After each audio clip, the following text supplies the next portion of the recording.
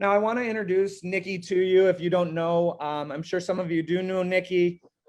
Nikki Kenward's journey began in professional contemporary dance. She expanded into dance therapy and creating a dance theater company with adults with learning issues, where she was the artistic director.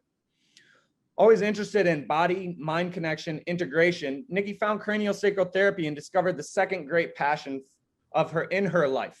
Nikki has practiced CST for over 20 years, teaching internationally as a certified international healthcare educator at Upledger Institute International.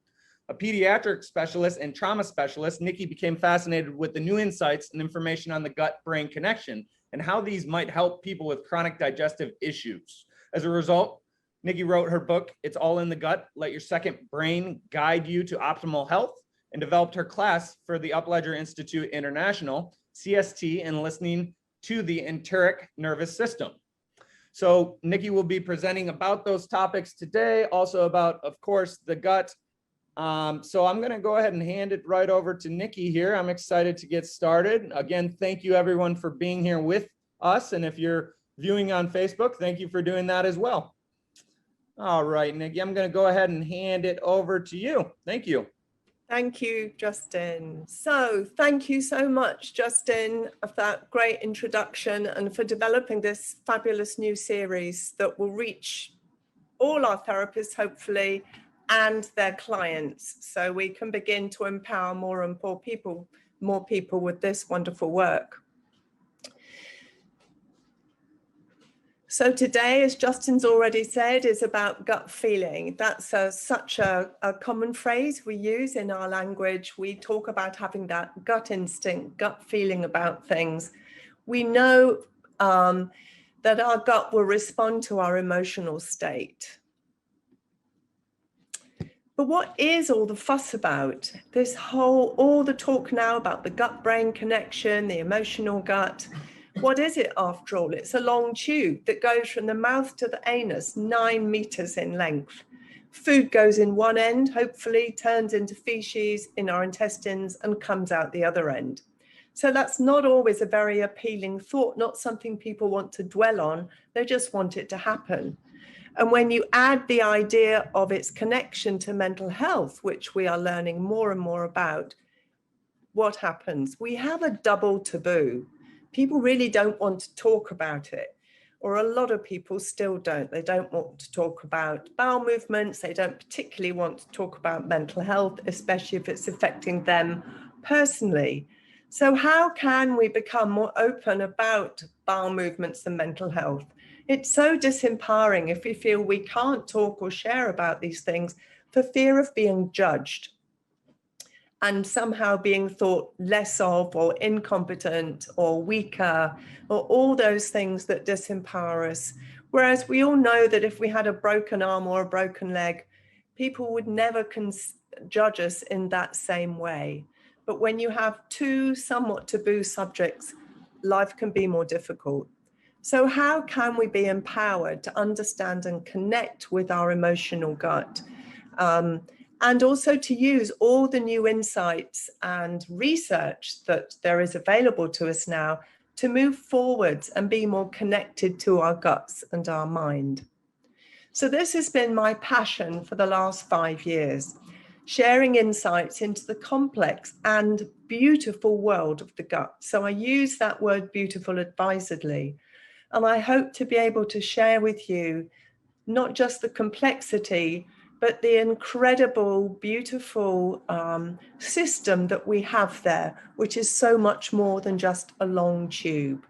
Because I want to inspire an awe, a reverence, a respect for it. So it's something we can talk about in a very different way. So I began this journey because I've had a journey all my life with my gut and my mental health. And so often faced this issue of not being able to talk about it, except to maybe very few people, because I felt I may be judged in some way. And that was very isolating for me. So I'm really hoping that this will help people not feel so isolated and alone with any chronic and debilitating gut and associated mental health issues. So writing my book, It's All in Your Gut, was really had that purpose in mind. It was to spread the word and create community and safety for people to talk about these issues. So here is a lovely picture of the diversity of our microbiome. I'm sure everybody who's watching this and listening to this has heard a lot of talk about the microbiome, the microbiota it's sometimes called, the gut bacteria, and how very, very important they are for our physical and mental health and well-being. And I just wanted to share this picture because it is such a beautiful thing to look at. And you'll notice how diverse all the different bacteria are. And diversity, of course, is key. What we want is a rainforest, not a wasteland. And we'll talk a little bit about how we can help that. So this wonderful garden we have in our gut, this wonderful microbiome, is always responding to our lives. It's ever changing. And it's impacted not just by a poor diet. So lots of people think that it's only about diet. And of course, what we eat is incredibly important in terms of damaging it, feeding it well, mending it, in terms of giving us feelings of well-being and energy and health. But that is not the only piece of the puzzle. And this is what was fascinating to me, is whatever I did with my diet, there was always a piece of the puzzle that seemed to be missing, that I wasn't quite grasping and couldn't connect with. So our microbiota is impacted so much more by stress and trauma, emotional and physical, whether that's through a surgery, a disease process, maybe a car accident, or some kind of difficult emotional challenge in our life at any stage. So that will impact on the physiology and the anatomy of our long tube more than anything in our diet. So if we don't address that as well as what we're eating, then we're always going to have that missing piece of the puzzle to fox us and confuse us and evade our grasp. So from early childhood onwards, or even maybe when we're in utero, when we're in our mother's womb, or maybe even picking up stuff from her parents or ancestors, it can go back and back and back. A legacy of trauma can go forwards. And if you're interested and you haven't come across it, have a look at the Adverse Childhood Experience Study. If you Google ACE study, lots of information will come up. There's some great books that have come out of that. And the one single thing above everything else that it taught us, and this study was done over 17,000 people, was that the biggest impact on our physical and mental health our entire life was our early years experience. And they have shown that it has a negative impact on the gut bacteria. So have a look at that, read the books that have come out of that. I think that's very informative. So we have in the long tube a wonderful nervous system called the enteric nervous system. It's complex, it's high tech. So it's like a really modern data processing center. It has as many neurons in it as we have in our spinal cord. It's sometimes harder to get our head around it because they are embedded in the esophagus, the tube where the food goes through, stomach, small, large intestine, and all the way down to the anus. So it's long, it's scattered, but it's huge.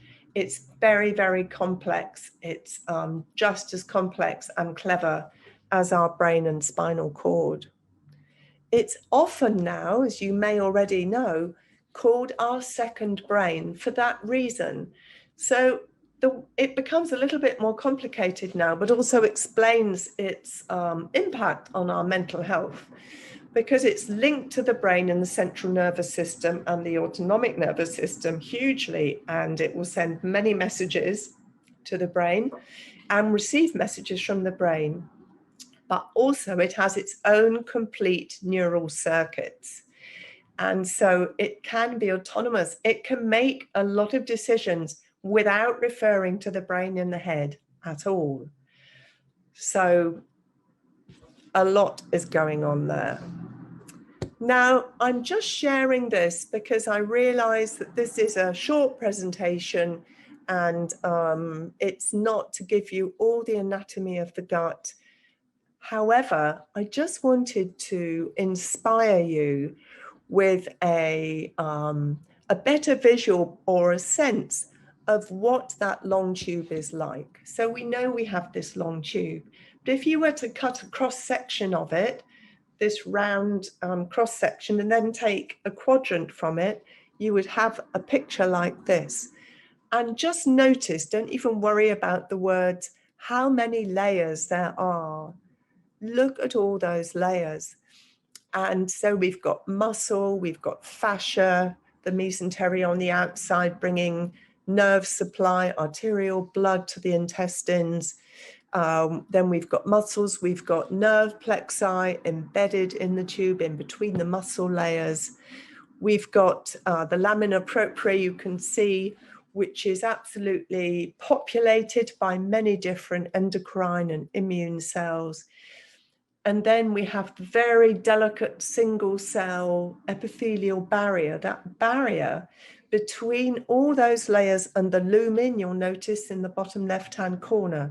And the lumen is the hole in the middle of the tube where our food goes through. So you can see that this thing that we often think of as just a tube is in fact complex, high-tech, incredibly responsive and clever. And this again is just, these are just the layers, and I go into this in great detail in my class that I teach for the Upledger Institute, but just so you can appreciate how important it is we take care of our digestive system when you look at all those layers that run through from the mouth to the anus, and how incredibly responsive they are to what we eat, what we feel, what we think, what happens to us.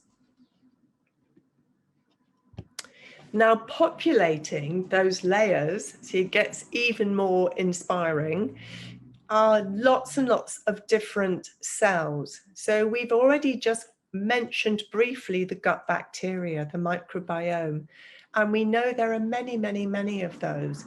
We have, I think the latest guess is about one bacteria to each cell in the human body. It used to be thought there were 10 times as many, but now they're saying it's more 1 and 1, 50-50. But there are literally trillions of gut bacteria in our intestines, and but they're not the only things that we find there. There are all the enteric neurons, which are a big part of our enteric nervous system. They're running through that whole system. There are all the enteric glial cells, which support and work with the neurons.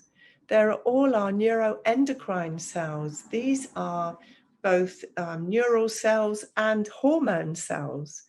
And then on top of all that, there are all the different immune cells in our gut. So we have 70% of our immune system in the gut. Why is there so much in the gut?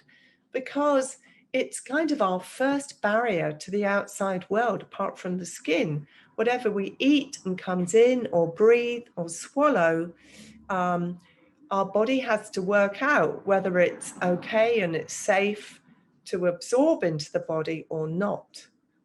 So we have this huge amount of immune system in our gut, and lots of different immune cells.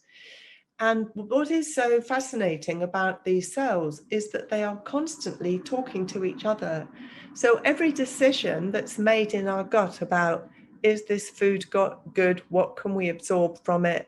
What was that experience like? All of these things that are happening, what did that taste like? They will always involve all of these cells. So it won't just be the gut bacteria or just the neurons or just the glial cells or just the hormone cells or just the immune cells. They are all in constant conversation with each other, bringing in integrating all this information, laying it all out, and making very, very quick decisions all the time. So it's an incredibly busy place. Wow. So yes, integrating, responding to information coming in moment by moment. And the great thing that we have discovered in the last however many 5-10 years is that most of us know that the neurons in the brain, that the brain has plasticity. So neuroplasticity was a buzzword about 10-15 years ago, is now really accepted and well known. So we know, don't we, that if somebody is unfortunate enough to have a stroke and maybe one side of their body isn't working as well, that there is plasticity in the brain. And if they do the right thing often enough, the brain will accommodate and change and develop in a way that they can improve their functioning. And this happens from the point of view of our mental, emotional, and physical processes. Well, what we now know, which I think personally gives us great hope, is that we have neural and glial plasticity in the gut. So the neurons and the glial cells in the gut also not only respond to our lives on every level, but they are able to change and adapt and either improve or not, depending on what's happening in our lives. So that's a very hopeful thing to know, that however we are right now, it doesn't have to be like that forever.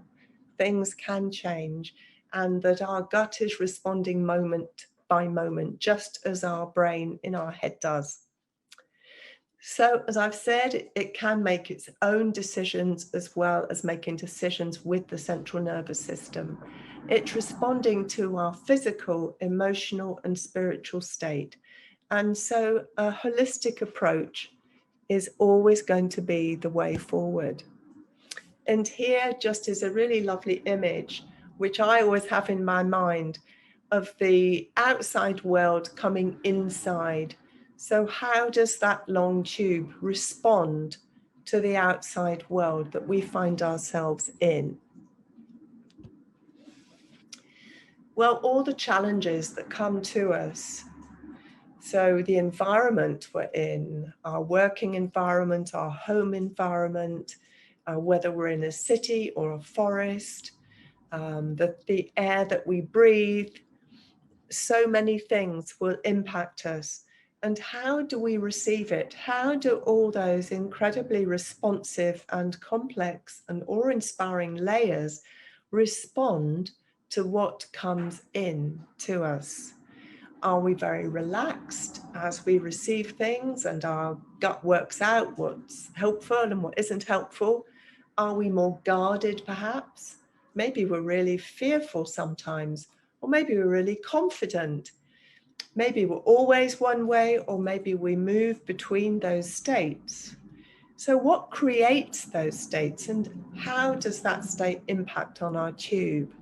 Well, all those tissue layers that I just gave you a glimpse of can hold tension and strain patterns, just as the fascia or the muscles anywhere in our body can. So we all know what it's like to have tight shoulders or tight calf muscles, or a tight neck up in our cranial base or in our head. So all the layers in the gut tube can hold tension in the same way. And it may be all of the tissue layers in the tube as we receive the outside world coming in, or maybe just some of the layers. And some of those tension patterns may have been there our whole life, from early years or before, and some might have been there just for a short time. Maybe we've had a difficult experience at work, or gone through a divorce, or fallen off a ladder, or, so many different things happen during our life. So I think once we understand that it's responsive and can change, but also that those layers can hold tension and strain patterns as a response to our life experience, that again gives us an insight and understanding that we can use to help ourselves move forward. And at the bottom, you'll notice on this slide, I've put boundaries question mark. So as the outside world comes in, it will meet the barrier that surrounds the lumen, the hole in the middle, the intestinal barrier, and which is where everything is sorted out. Can you come in? Can you not come in? We'll let the good guys in, not the bad guys. This is very interesting if you start also to think about emotional boundaries. I think there can be some mirroring there. So that's just something to a little seed to sow for you to think about. So I wonder right now, or generally, how safe do you feel in your gut? This is really the place in our body where our body-mind unit is registering moment by moment how safe we feel. It's a place where overwhelming emotional events can be stored, hidden, held, and we can quite easily disconnect from them. And I think that's why I've had such a long struggle with my gut, because we can store things there, especially when we go into real overwhelm, when we go beyond fight and flight into that freeze state. And then this often involves the gut, and things are a little bit harder to connect with and to become aware of, and to feel safe enough to do that is the bottom line. So it is a key place where lack of feeling safe is expressed. And therefore, we can see why it has such a big connection in people with anxiety, depression, and other mental health issues. So I'm just going to talk a little bit about how it relates to trauma. So this could be like hours of discussion, but just to touch on it, I'm sure you've all heard of post-traumatic gut disorder. So this is a label or diagnosis named by psychologists. So it usually doesn't include any mention of gut health, but most people with post-traumatic stress disorder have chronic gut issues, as the gut is so impacted, as we've just learned, by trauma. And I'm an example of this. This has been my journey. So I actually made up my own name, which is post-traumatic gut, PTG, and you will notice that I have knocked the disorder off. Why? Because I think labels are really disempowering and unhelpful. And for me, the experiences that I've had, my gut has responded into in a completely predictable and normal way. So I'm not disordered. I have a gut that is still responding to old trauma.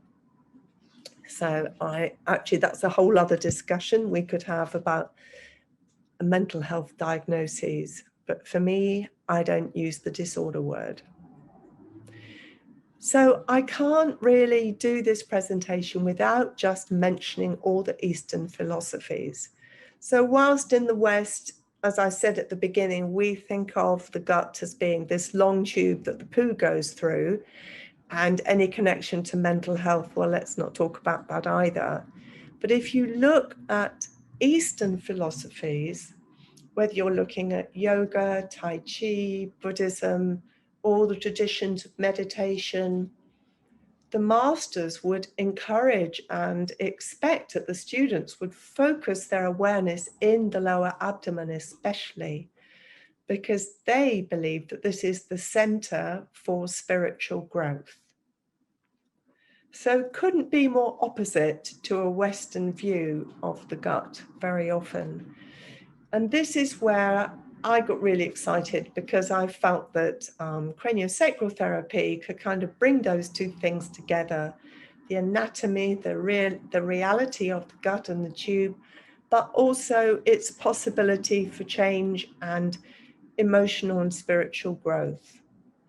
So by becoming more connected to what's happening in our gut on an emotional, mental, and spiritual level, it's a great opportunity for growth of our process and of ourselves in self-awareness, in insight, in growth, in confidence and safety, and to take us forward if that's something we want to do on our spiritual journey. So there are some very simple strategies that I'm going to share with you that will already help your gut. And I think just knowing more about the gut and doing these things, the body loves to be listened to and understood, and that already will help. So have a walk every day in the fresh air. Your gut bacteria love to be taken for a walk, just 30 minutes. And I always have this weird image in my mind when I talk about that, of the gut bacteria being on little leads, like lots of little dogs behind me, which I know is not how it is. But anyway, I just share that with you because it's quite fun. So avoid sugar and processed food as far as possible. The gut really doesn't like that. And the more of those things we eat, the more the wrong kind of gut bacteria are going to grow and procreate in the gut. And then they will demand more and more sugar and so on. And then you'll get more of them and you'll get this real imbalance and far too many of the wrong kind. So that is where all I'm going to say about diet, because if you need more, go and see a really well-qualified nutritional therapist.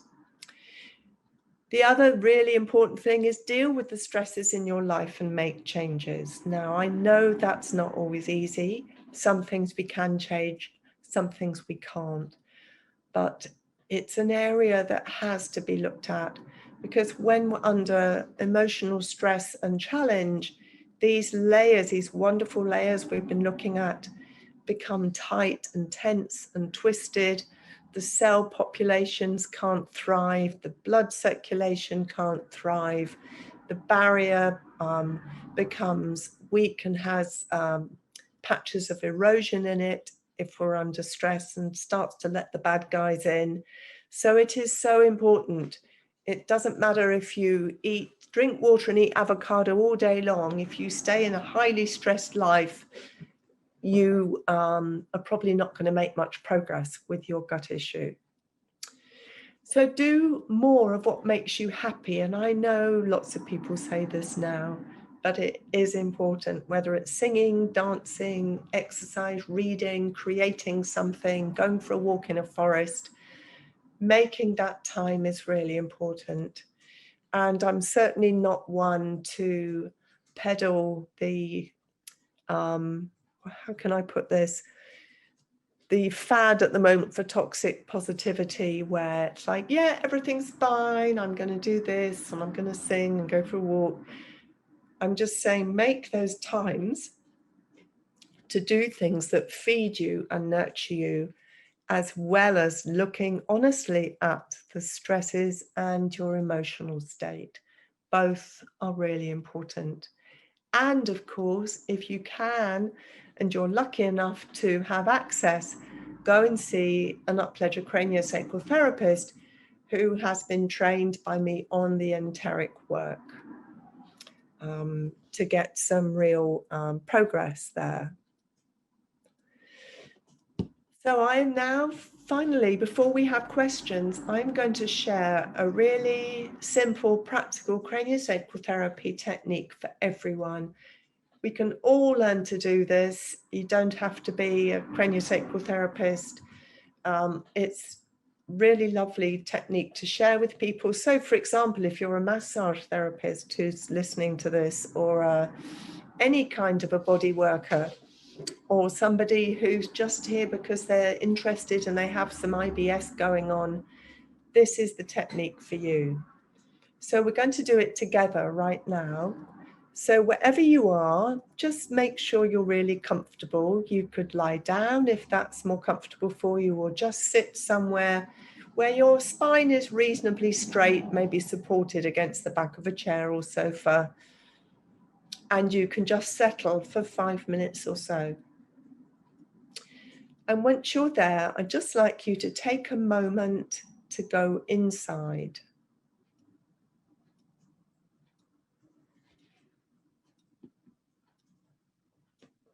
And we're going to begin to listen to our gut feeling. So placing one hand on the lower belly and one hand on the chest just above the heart. Exact hand positions are not important. Your hands will know where's comfortable and where they need to be. First of all, just notice your breath. Just take a moment to listen to your breath. And it doesn't matter what the breath is like, whether it feels shallow or deep or jittery or whatever it's like. The one thing that I am going to insist on is that we have compassion for self and we don't judge ourselves for not getting something right. There is no right and wrong. This is about being connected, noticing, witnessing, going inside. If you feel comfortable, you could close your eyes. If that's something that's not comfortable for you, just lower your gaze, soften your gaze so that you take some of that visual distraction away.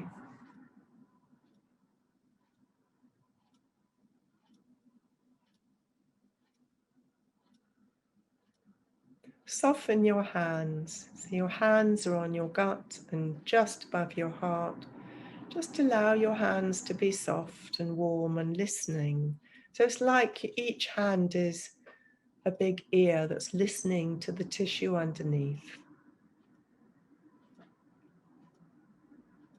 And then begin to notice how you feel.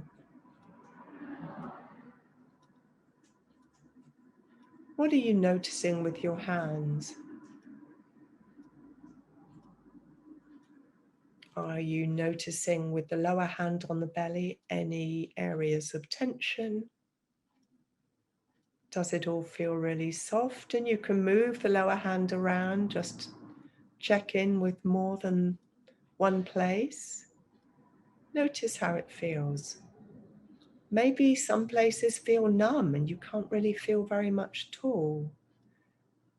And again, no judgment, lots of compassion that maybe there's a story there. And that's somewhere you could come back to with this same practice another time.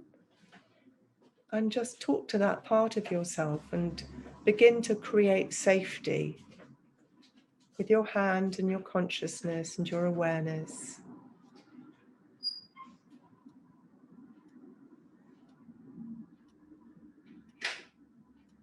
And the hand above, just above the heart, is on your thymus, which is another big part of the immune system that has huge connections with the immune cells in the gut. That's why we have a hand there. And as you're listening with soft hands, allow the breath to come into each hand.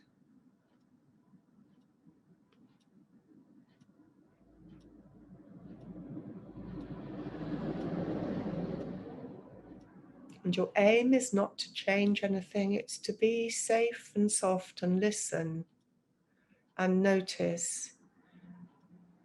And when we do that, we can get all kinds of change going on.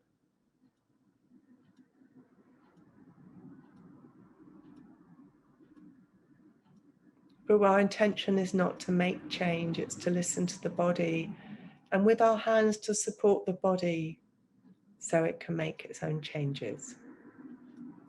Because it will know best. Your body, your gut knows best what it needs. And maybe if you feel really comfortable like this, you could even imagine connecting the two hands.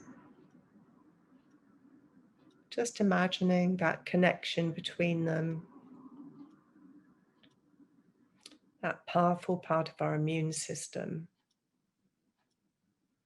Gut bacteria under the lower hand, the second brain, all those conversations we're listening to with our hands, offering support, offering safety, filling our hands with care and safety and compassion.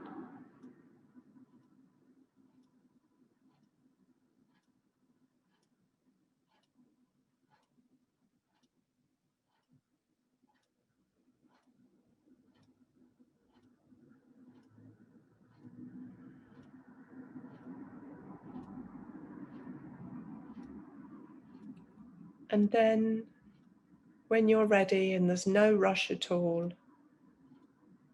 just very, very gently taking your awareness back into the room around you. And equally gently and in your own time, just allowing the hands to gently come away from the body. Take a couple of deep cleansing breaths. Deep breath in through the nose. Sigh it out through the mouth. And just notice how you feel now. And if you feel the same, just stay compassionate with yourself, no judgment. We're learning, we're connecting. So this is something that you can do. Just go back to the previous slide. Whenever your gut feels uncomfortable, before or after, you can add it to a meditative or yoga practice if you have one, but always, always with compassion, kindness, and no self-judgment. So I really hope that's useful.